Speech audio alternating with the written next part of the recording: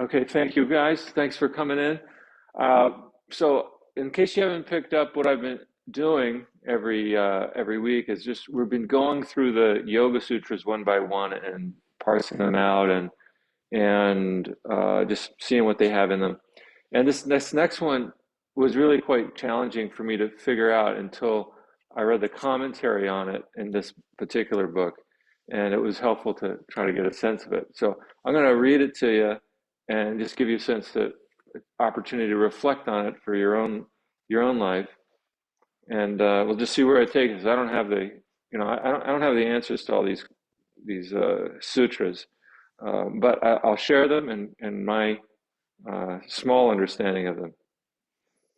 This is Sutra 2.18, Prakasa Kriya Stiti Salam Bhutendriyatam Tramakam Boga Pavargarstam Drishyam. Yeah, that's the Sanskrit. It seems, doesn't seem very clear. All right. So the translation, thankfully, we have a translation here. But no, seriously, the translation is also not easy. The scene, all right, the scene is well everything that we can perceive with the senses. The scene is of the nature of the gunas. So in the in yogic philosophy, the gunas are referring to three aspects of nature. So three things found throughout nature, anywhere you look. It's kind of like the yogic form of the Trinity. There is sattvic, rajas, and tamas. Sattva or sattvic. Sattva has to do with balance. Raja has to do with um, kind of high energy, like lots of energy. And tamas is really low energy. And every aspect of reality has some combination of those three gunas. You can think about it in terms of your yoga practice. Sometimes we're very tired. That's tilting towards tamasic. Sometimes we feel balanced in the yoga practice. That's leaning towards sattvic. And sometimes we feel very high energy where you want to move a lot, and that's rajas. So you have these three things circulating, and they're in constant flux. It's not like we're one or the other, but there's a tendency towards one of them at any given time, at any given moment. And the same is true for anything, like these chairs, tamas, sedentary. They're not moving, they're not going anywhere. Um, Food that's been in the freezer for a while is tamas. It's been frozen, stilled. It's probably lacking some vitality in some ways, as opposed to fresh vegetables would be more sattvic or rajas, a little bit more energy in it. But anything, your the way that you approach your job, your work, can also have those three elements in them. Sometimes we wake up in the morning, we go to work, and we're like, oh, I don't want to be here. I'm tired. I just like that. Put the covers over me and keep sleeping. That's tamas. Uh, Getting up in the morning and you're eager to go to work. You can't wait to get in there and start greeting people. That's rajas. And then some balance in between those two. So anything we do, whatever that it is that we're doing, they have these three qualities in them. Okay, so this is the nature of the seen world, what we can see, what we can perceive with the senses. All right, and it says illumination, activity, inertia. Those are the three. Illumination, that's the rajas. Activity, sattva. Inertia, tamas. And consists of the elements and sense organs. So the natural world consists not just of what we see in what we call the environment, but these senses also make up the natural world, our own senses. We are part of the natural world. Right? So it's not saying, the Yoga Sutras aren't making this false dichotomy between human beings and the natural world. It's not doing that. It's just the senses, the sense organs come from nature. They are part of the natural world. So it says, um, nature consists of the elements, fire, water, air, um, what is it? Fire, water, air, earth, yes. Those things combine in the human body. And the sense organs, whose purpose is to provide both experiences and liberation to the Purusha. So last time we mentioned the Prakriti, which is the scene, the natural, the nature that includes us, this body and mind. That's the Prakriti. And the Purusha is that which is beyond. It includes Prakriti. Still struggle I know. I hear you. You know, when I first heard this stuff, I was like, it went. So when I say these things, just think of it as like rain. And if you stick around in the rain long enough, you get wet. That's the best thing I could tell you. If you stick around long enough in the rain, you'll get wet and it'll sink in. But so these things we're talking about are part of this Purusha, which is beyond perception. And here's what's happening is that we are both experiencing things through this body mind, and it's thanks to this experiencing that we're liberated from, or the Purusha experiences liberation. If I wanted to bring a Zen perspective in on this, I'll share. There's a saying from Zen Master Dogen. He says that you go forward and experience myriad things is delusion, right? So that this body mind goes forward and experiences many things. We have experiences, and he says that's delusion. That the myriad things come forth and realize themselves is enlightenment. So enlightenment, in this sense, it's not something that you have to actively go out and seek. It's not something that is beyond yourself.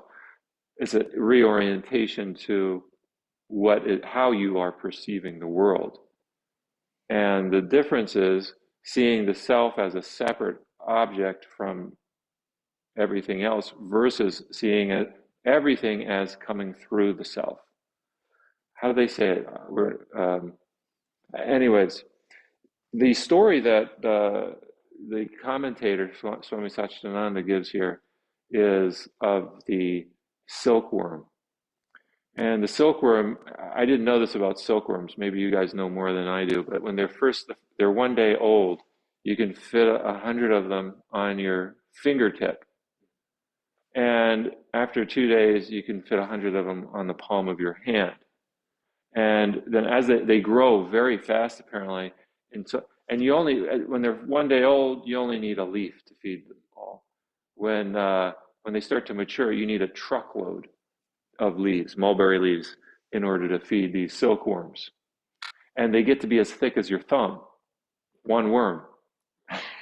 So it goes from 100 being able to fit on the tip of your finger to one being able the same thickness of your thumb. And so what they do is, as they consume, they at some point I guess they create a cocoon around themselves, and then eventually they break out of that cocoon and become the silk moth.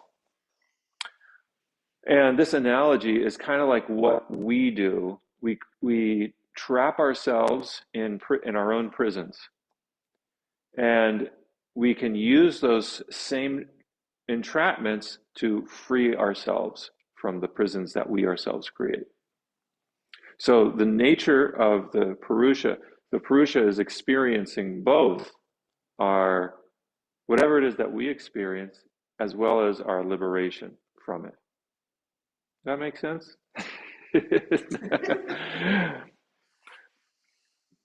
Well, I'll give you that to chew on. We create, and it's maybe another way of saying that we create our own hell, and we can get out of our own hell. Maybe that's another way to say it. Okay. That said, let's put aside all these thoughts about things, because this is really, the Yoga Sutras is really just trying to give us a map of the mind. And then we have to let go of the map and drive the car and get to where we're going. And the map doesn't help us. But we have a general sense of the direction we're going.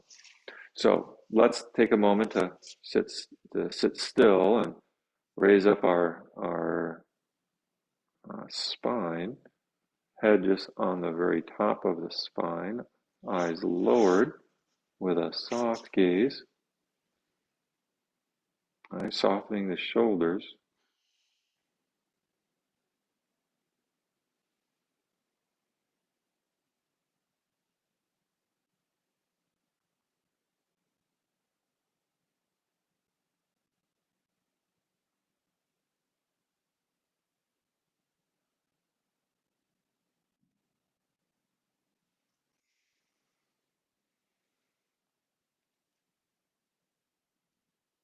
And let your body guide you here.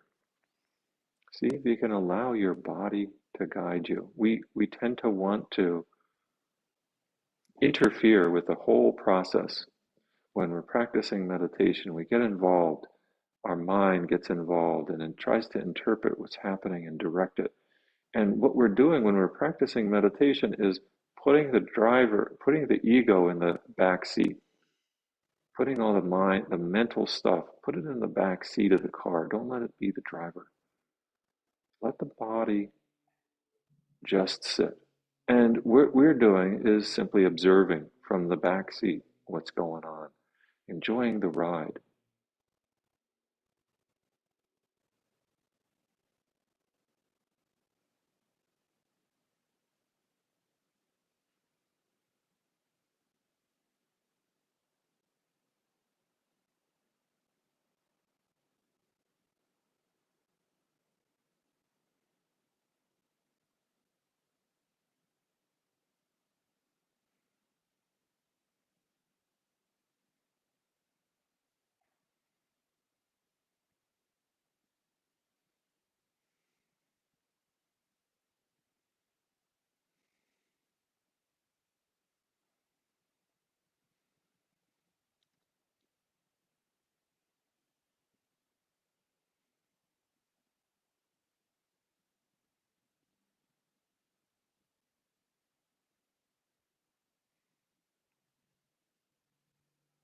And through our thoughts, another way to say this, through our thoughts, we spin our own cocoon around ourselves, which we then have to let go of, we have to break out of.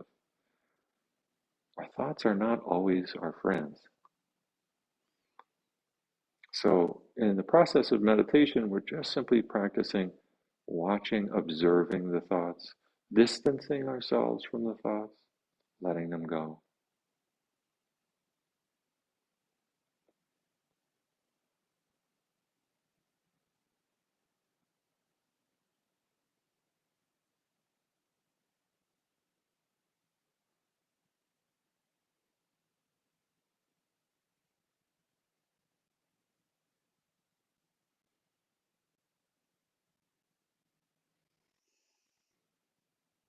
All right, let's start to move the body a little bit. Try to take a deep breath in and breathing out.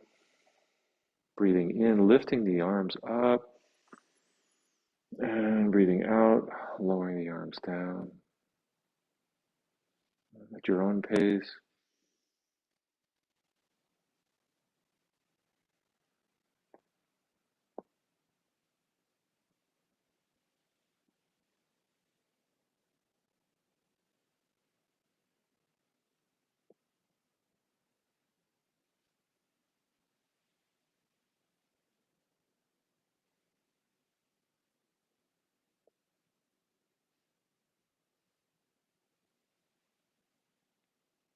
And getting back in sync with the body. So this movement of the arms with the breath helps to connect body and mind.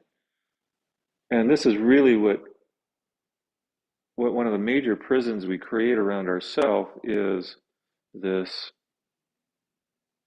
separation that we create between our body and our mind. We create a false separation. Body is here, mind is somewhere else, not located in the body. So when we practice conscious breathing and movement, we're bringing the body and mind back together